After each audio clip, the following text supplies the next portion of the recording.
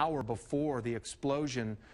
So the gas company had called out a crew, and they knew that, or at least we're hearing, that they may have had information that a line was hit. But I mean, clearly they knew that something was wrong because so many people could smell the gas odor there. So that's what's, you know, as they continue to investigate what happened. And as we heard from Banyan just moments ago, Karen, I mean, it's still, the gas odor there still very strong in that area, not to mention the smoke from the fire. I mean, just when you're around the smoke of a fire, I mean, the stench of that is bad. And then to mix that with the gas smell for people who live in apartments nearby, to have the shock of what's happened to JJ's, the explosion, the ensuing fire, and now the, you know, kind of the, we know that there are people injured, and the gas odor is still there. So a very alarming night for people on the plaza. Certainly so, and people are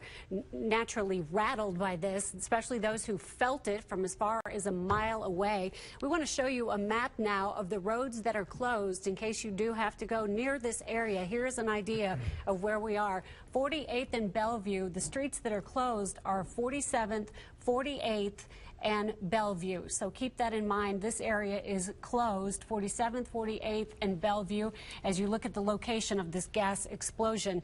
3 people are still said to be unaccounted for. That is not good news, and we will try to get you an answer on those folks as soon as we can. JJ's workers ran out right after this happened, we were told, and as Brad mentioned, he told you about the layout of the restaurant. We're told that this gas line rupture may have been in an alley right outside, that the wall in the kitchen simply collapsed. But as Brad mentioned, more people would have been in the bar area than the kitchen or the dining room at that hour, because it was just starting the dinner hours, around happy hour, and they're said to have a good happy hour there at JJ's, or they used to at JJ's. So more people would have been closer to the bar than the dining room. That's better news, if there is any good news at all. But still, we're now almost an hour, 45 minutes into this, and we are still watching flames burn from this fire at JJ's on the plaza. You can see the hospital totals there, 4 at KU Med. St. Luke's has 3, and they are said to be in critical condition. 10 walk-ins at St. Luke's and 2 at Research Hospital. I'm happy to report those people at Research are said to be in good condition. We'll try and find out more from our reporters there on the ground. But according to the Associated Press, 3 people are unaccounted for. Well, and as we heard, Karen, when some of the first eyewitnesses that we spoke to, who talked to us over the phone, who were there right as this all happened, but I mean, they were describing a scene that was just full of panic and chaos, people running out of JJ's. And some of them covered in blood, presumably from lacerations.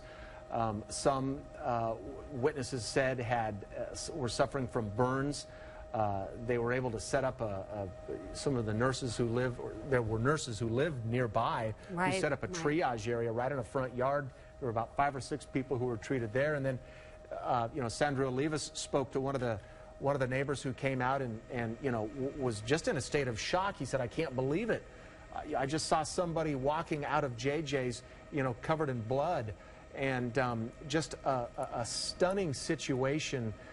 This all happening right over the dinner hour on a Tuesday night. You know, we're waiting for a storm to blow in on Thursday, and as far as February's go, a night like tonight, not a bad night to go out to the plaza, enjoy some dinner and maybe some good company. And then for something like this to happen, it has just been a stunning night for people on the plaza. Just horrific to watch. Our chopper is back up in the air, and we also want to go to Banyan Lee, who has some new information for us. Banyan, you're in the West Plaza area. What can you tell us? That's right. We're about 1 block west of where the fire is happening. We've been seeing them pull one by one some people behind the police line here, taking them down to the scene. And apparently their ATF is on the scene right now, and that's who some of them are talking to. We're not quite sure. I'm sure that's part of the investigation. We're not quite sure who these people they're pulling down there are.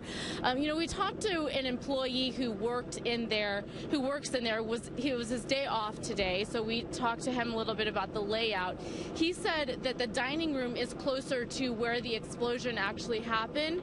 He said that a lot of the people in the kitchen did get out, but the ceiling was collapsing in on them, and it was just a terrifying scene. As soon as they got to this neighborhood that we're standing in, this almost became an emergency triage scene in and of itself, because a lot of the people just fled right here, and there are a lot of nurses that live in this neighborhood who just started treating them immediately.